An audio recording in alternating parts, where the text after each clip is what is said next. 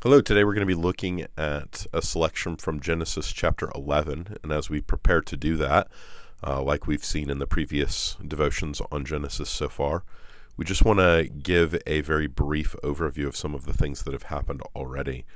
So I'm going to start in Genesis chapter 6. But in Genesis chapter 6, the statement about the nature of humanity has been made, that Genesis 6:5, that people are only evil all the time, or continually their hearts are evil always. And so what God is going to do is he's going to judge them. That judgment is going to happen through the flood. That the flood events are going to happen in chapters 7 and chapter 8. This has been described as a decreation kind of event.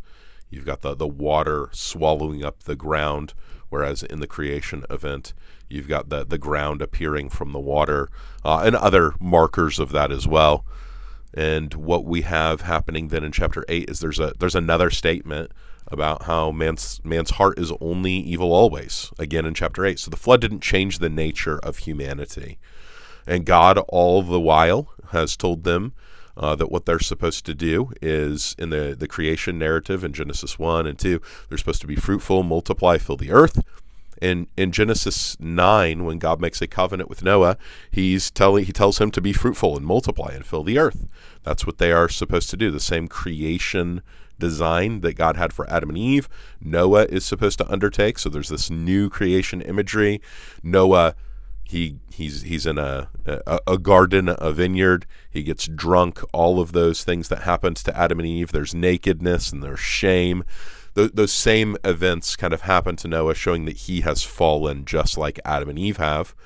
But all the while, God is going to make a covenant with him, and he's going to see this covenant through, and he's going to tell them to fill the earth, to multiply, to disperse, and to spread out.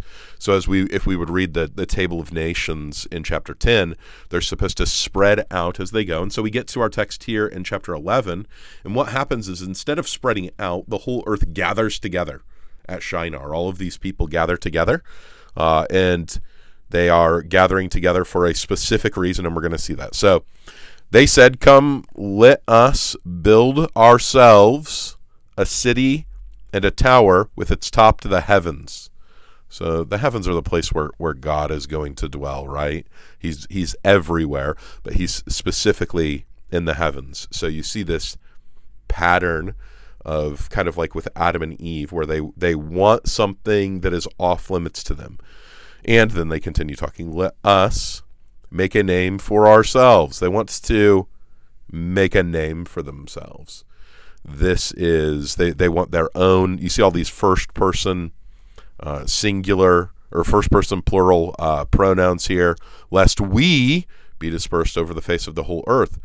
So we've got all of these first person plural pronouns: us, ourselves, we, ourselves. They're concerned about themselves. They're not concerned about the thing that God told them to do: disperse, spread out, fill the earth.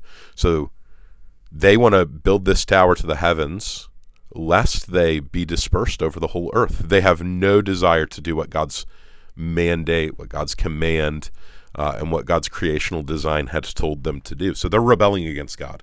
So we could think of them very clearly as rebels, right? This is who they are. So what happens is God's going to respond. So the Lord came down. So they're trying to go up.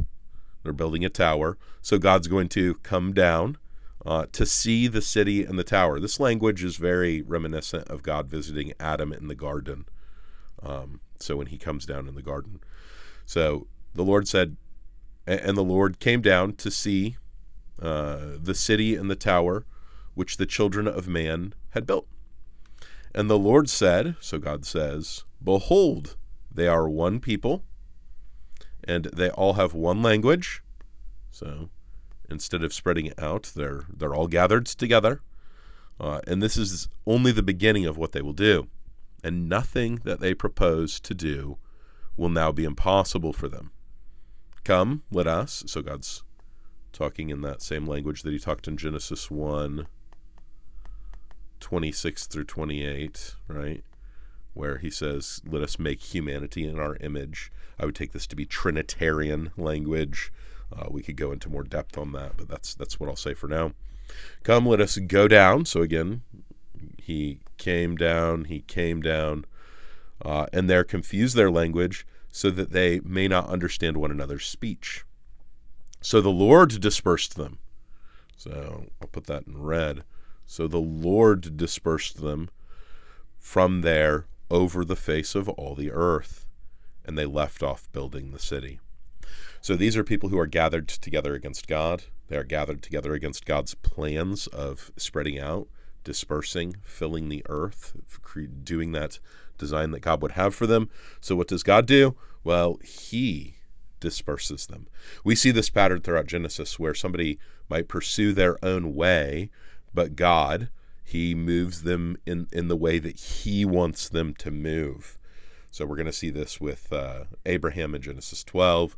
We see it with the brothers when they sell Joseph into slavery in Genesis 37, and the way that Joseph interprets that in chapter 50.